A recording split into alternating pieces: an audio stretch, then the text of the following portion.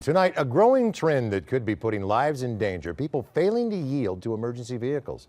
We were granted exclusive access to ride along with crews responding to emergencies to see what's being done to get drivers to pull over. Security video on Ventura Boulevard this past January shows what happens when a car fails to yield to an oncoming fire engine. Unbelievably, no one was seriously injured, and the Volkswagen driver was faulted for causing the accident.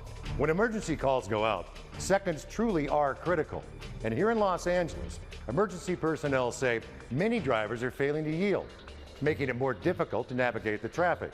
Just one of many factors that increases response time. LAFD and LAPD provided exclusive access to CBS2, and we rode with them as they issued warnings and citations to drivers who fail to yield. On this day, this driver was issued a warning for blocking the ambulance. Next time you see it, just relax and get over the side. In Westwood, the fire truck is forced to go through oncoming traffic. It's a serious problem here in Los Angeles. The topography, the geography, the density of the population, the time of day, the traffic concerns, all those things come into play. And it's not just drivers. This man dangerously ran across the street in front of an oncoming ambulance.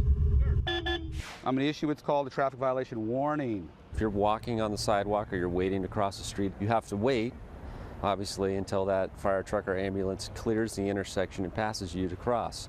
Sergeant John Offenberg with the Los Angeles Police Department is leading the awareness campaign. The biggest offense that we will find is motorists will just stop in the roadway. An offense because stop drivers block emergency vehicles, and it's dangerous. And yielding to emergency vehicles is not merely a courtesy, it's the law. You understand what you're supposed to do when there's an emergency vehicle with their lights and siren? Here are the rules. Safely slow your vehicle down, pull to the right and stop, even if the emergency vehicle is on the other side of the road. Never just stop in your lane unless you are against or close to the curb. Drivers that stop in their lane cause a hazard that the emergency vehicle has to negotiate around. Do not follow within 300 feet of an emergency vehicle when lights or siren on. Even after the emergency vehicles pass, LAPD will issue tickets to drivers who follow behind less than 300 feet, like this man, seen traveling closely behind a fast-moving fire engine. Why are you following the fire truck that close? Seconds do count. Anything we can do to improve our ability to respond will help us tremendously. Seconds, which could prevent a dangerous crash like this during your next commute. We checked with the CHP as well. It says the same rules apply on the freeway, but since you're on the freeway, make sure to carefully look before merging back into traffic.